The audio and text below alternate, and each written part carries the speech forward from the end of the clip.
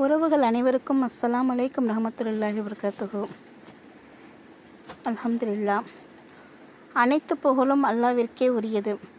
சாந்தியும் சமாதானமும் நபிகள் நாயகம் முஹம்மது ஸல்லல்லாஹு அலைஹி வஸல்லம் அவர்கள் மீதும் அவர்களின் குடும்பத்தினர் மற்றும் தோழர்கள் அனைவரின் மீதும் உண்டாவதாக. ஆமீன். அன்பிற்கிரிய சகோதர சகோதரிகளே, இன்று பெண்ணுரிமை போற்றும் இஸ்லாம் என்ற தலைப்பில் இஸ்லாம் வருவதற்கு முன் பெண்களின் நிலை என்ன என்பதை பற்றி சற்று சிந்திக்க இருக்கின்றோம். இன்று உலகம் பெண்ணுரிமையை பற்றி பேசுகிறது. ஆனால் 1400 ஆண்டுகளுக்கு முன்பு உலகில் பெண்களின் நிலை என்னவாக இருந்தது என்பதை முதலில் நாம் தெரிந்து கொள்ள வேண்டும்.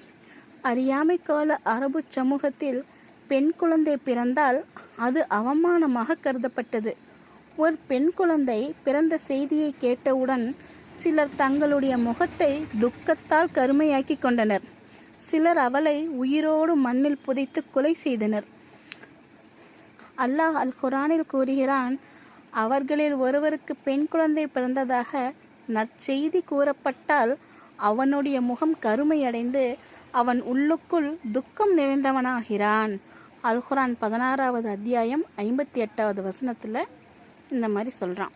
மேலும் அல்லாஹ் கூறுகிறான், உயிருடன் பிதைக்கப்பட்ட பெண் குழந்தை எந்த குற்றத்திற்காக கொல்லப்பட்டால் என்று கேட்கப்படும் போது, அல் குர்ஆன் 81:8-9வது வசனத்தில் பார்த்தோம்னா தெரியும்.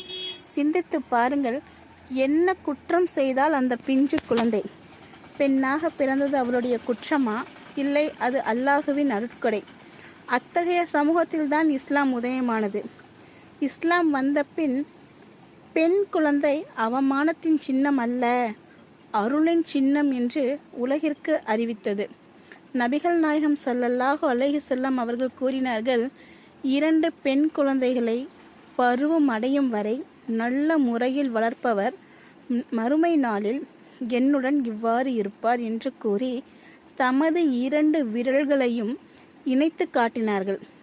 சகோதரர்களே, ஒரு மகனை வளர்த்தால் மகிழ்ச்சி அடையும் நாம் மகளை வளர்ப்பதிலும் அதே மகிழ்ச்சியை அடைகிறோமா, அல்லது அவளை ஒரு சுமையாக கருதுகிறோமா? இன்று பெண் குழந்தை கொலை செய்யவில்லை என்றாலும் சில நேரங்களில் அவளுடைய கனவுகளை கொலை செய்கின்றோம், அவளுடைய கல்வியை பறிக்கின்றோம், அவளுடைய உணர்வுகளுக்கு மதிப்பளிப்பதில்லை, அவளுடைய கருத்துக்களை கூட கேட்பதில்லை. இவையும் ஒரு வகையான அநீதிகள்தான். இஸ்லாம் பெண்ணுக்கு உயிர் வாழும் உரிமையை மட்டுமல்ல, கண்ணியத்துடன் வாழும் உரிமையையும் வழங்கியுள்ளது. ஒரு தந்தை தனது மகளை கண்ணியத்துடன் வளர்ப்பதும், ஒரு சகோதரன் தனது சகோதரியை மதிப்பதும், ஒரு கணவன் தனது மனைவியை அன்புடன் நடத்துவதும், ஒரு மகன் தனது தாயை போற்றுவதும் தான் இஸ்லாத்தின் போதனைகளாகும்.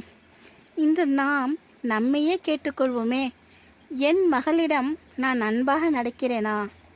அவளுடைய கல்விக்கு முக்கியத்துவம் கொடுக்கிறேனா? அவளுடைய கருத்துக்களை மதிக்கின்றேனா? என் வீட்டில் உள்ள பெண்கள் பாதுகாப்பாகவும் மகிழ்ச்சியாகவும் இருக்கிறார்களா? பெண்ணின் கண்ணீரை காண விரும்பாத மார்க்கம்தான் இஸ்லாம். அவளுடைய புன்னகையை பாதுகாக்க விரும்பும் மார்க்கம்தான் இஸ்லாம். பெண்ணை உயிரோடு புதைத்த சமூகத்தை பெண்ணை சொர்க்கத்திற்காக வழியாக மாற்றி காட்டிய மார்க்கம்தான் இஸ்லாம். ஆகவே பெண் உரிமையை பேசும் நாம் நம் வீடுகளில் உள்ள பெண்களின் உரிமைகளை முதலில் நிலைநாட்டுவோம். அஸ்ஸலாமு அலைக்கும் ரஹ்மத்துல்லாஹி வபரகாத்துஹு.